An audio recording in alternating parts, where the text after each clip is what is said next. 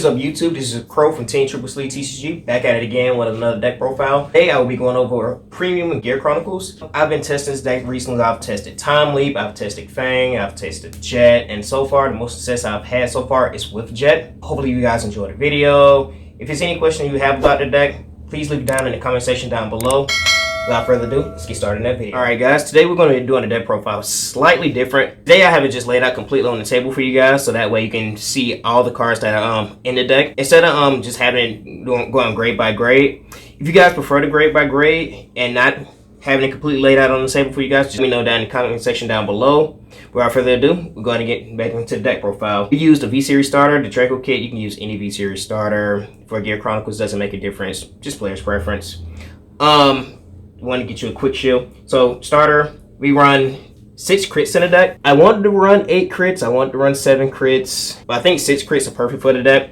Reason why I think 6 crits are fine is because you can potentially recycle them back with Ore Water if you end up drive checking them. And you also have your G-Guard Uluru that can actually cycle back triggers and normal units back into your deck. Then I run 4 Ore Waters. Ore Water is pretty key into this deck. You can combo well off with Grok Rock. Since you is a GB1 skill, once it's bound with Grok Rock skill, once you finish resolving Grok Rock, you can proc off the Ore Water, so that way you can just gain advantage back. And if you're at grade 3 first, or any point during the game where your opponent is at grade 3 and they're striding on you, you can use Rafana, tuck a card back to the bottom of the deck, call out the Ore Water, so that way on your next turn when you go into Grok Rock, you can go ahead and get free advantage. Obviously, you want to run the 4 heal triggers, and then I also run 2 draw triggers. Now on the table, I know you see 2 draw trigger PGs and 2 of the G series PG. I prefer to countercharge in PG because there are times where this deck can run a lot of counterblasts or use a lot of counterblasts per se, and the countercharge come in handy. You can use the V series one where you can on ride drop draw. It's player's preference, but me personally, I like the countercharge. Back into the grade 1 lineup, we run 4 Chrono Tooth Tiger. Chrono Tooth Tiger is one of your starter cards for the deck, one of the key cards actually. It has multiple roles throughout the deck, where if you ride it going first, or when you ride it during your next turn, you get an additional card in hand because of the free draw on it.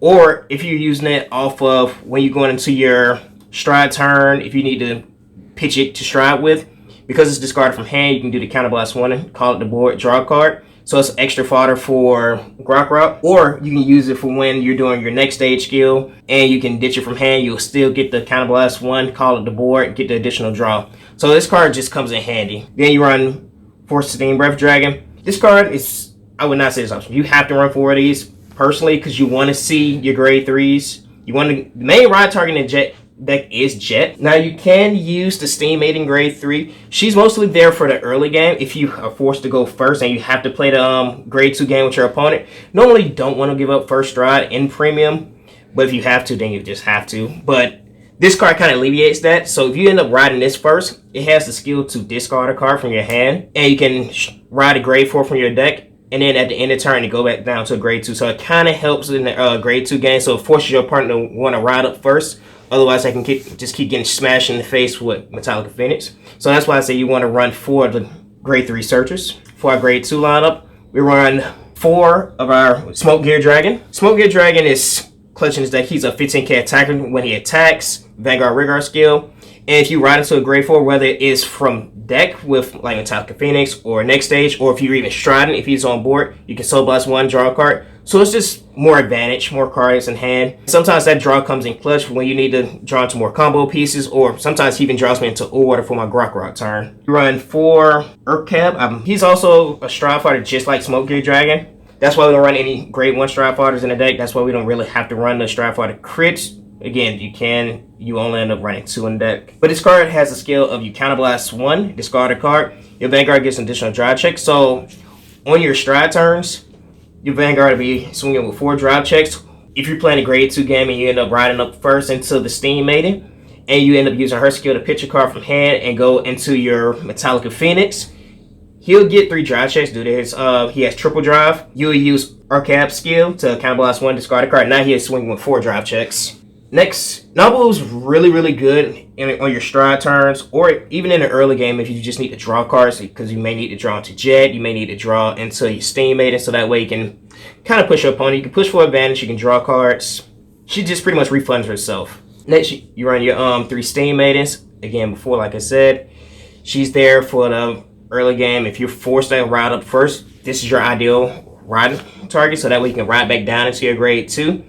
So where your opponent is forced to ride into grade 3, and then your next ride target wants to be Jet. She also gives you that additional gift marker. So you get the additional gift marker in the early game, and then ride back down, and then when you ride back up into Jet, you'll have 2 force markers on board. Premium, force 1 is the best option for you, just because of the fact you can gain multiple gift markers in one turn. So again, you want to run that for the early game. Next, you run 4 Chrono Jets. As a Vanguard Rearguard skill, you can counterblast 1, it gets you an additional 5k power. Your opponent cannot guard with Sentinels, I believe, if I'm not mistaken. Yep, so it's a Sentinel blocker. So it comes clutch on Rearguard, so when you go into like your Grok turn, if you have an additional Jet in hand, you can slap it down on the Rearguard circle. You can bind your other 4 Rearguards, and then just bash your opponent's face in, pass all trigger effects here, so that way you can have a Sentinel blocker. Then it also has the same skill. You can discard a grade 3 from your hand, and you stride from your deck. So you can go into your next stage of Metallic Phoenix if need be. If you don't end up seeing your Steam Maiden in the early game and you're first to ride up first. Next, you run 4 next stages. This card is crucial for your Grok turn. And what I mean by that is, when you go into your Grok turn, you want to have a full board if possible. And you want to have at least 1 copy of this in your deck.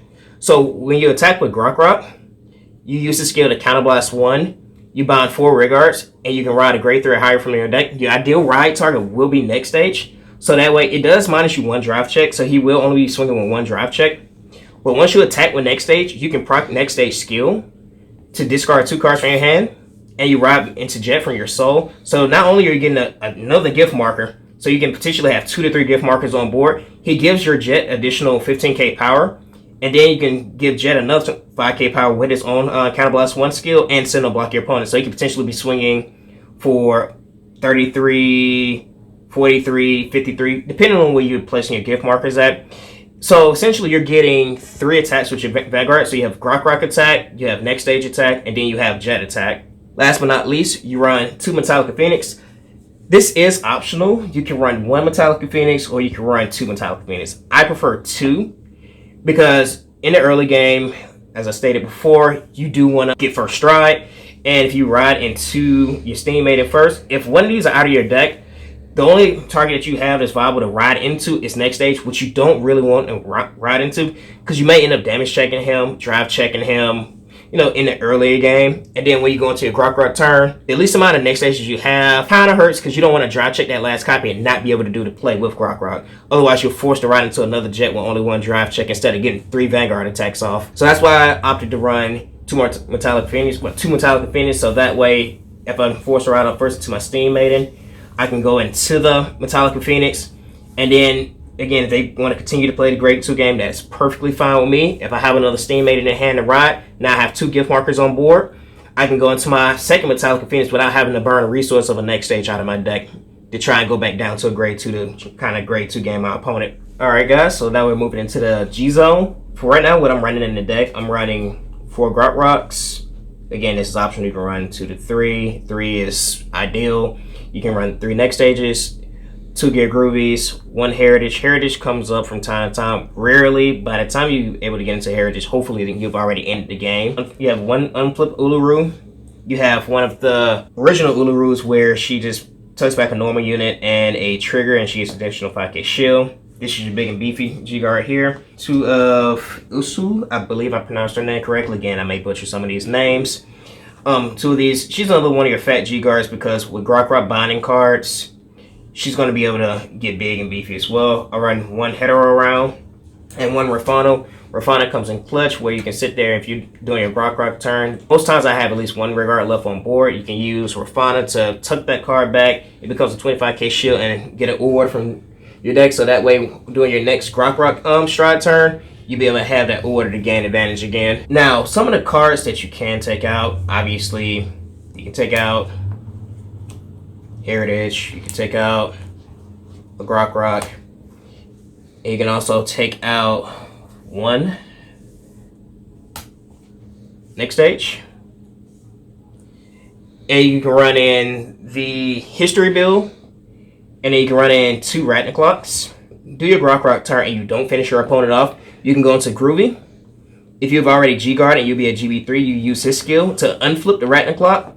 On attack, you would choose, well, with Groovy skill, you would target Grok Rock, and you also target the Arachnic Clock. So that way, not only are you getting the crit and the guard restriction from zeros with the Arachnic Clock skill, at the end of the battle, you're going to be able to tuck 4 cards back, bind 4 cards, I'm sorry. You bind 4 cards, go into your next stage from deck. Then after that, you attack with the next stage, you go down into your jet, and then again, you get your 3 attacks off. But this time around, you're doing it with guard restriction earlier rather than just on the last attack with next stage. Now that pretty much concludes what you run in flex slots. If you guys enjoyed the video, please give it a thumbs up. If you ever have any questions, leave it down in the comment section down below. Thank you guys for watching. It's Crow signing out. Peace.